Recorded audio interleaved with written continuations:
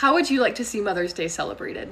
Mother's Day brings out some mixed feelings. In fact, the woman who made it a holiday spent her last days gathering signatures to rescind the holiday. Reeves Jarvis started Mother's Day work clubs. Women volunteers would educate mothers on sanitation, raise funds for medicine, and assist when a mother was sick. They even managed household quarantines to prevent disease from spreading. During the Civil War, these work clubs would provide care for soldiers on both sides. This led to the annual Mother's Friendship Day picnics. Former Union and Confederate soldiers and their families gathered to sing and share a meal together. This became a process of healing and reconciliation after the war.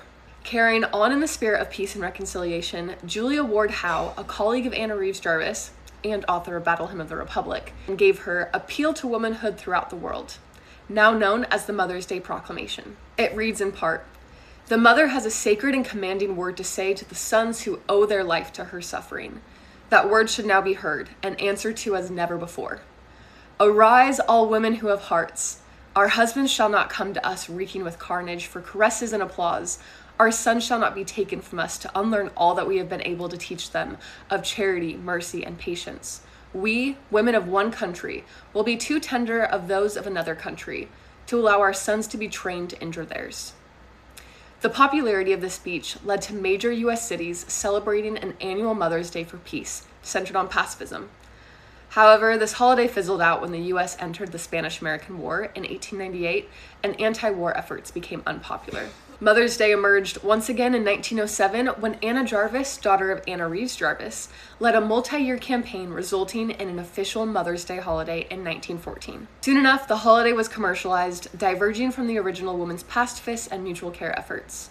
The younger Anna came to fiercely oppose what had become of the Mother's Day that she advocated for, going so far as boycotting florists and filing over 30 lawsuits. Considering the Jarvis's version of Mother's Day, what would it look like to make a return to the original purpose? A Mother's Day of advocating for peace in times of war? A Mother's Day that reminds us that power and strength isn't always what we've been taught it must look like. A Mother's Day that honors the often slow-moving and mundane work of care and peacemaking as valuable and vital.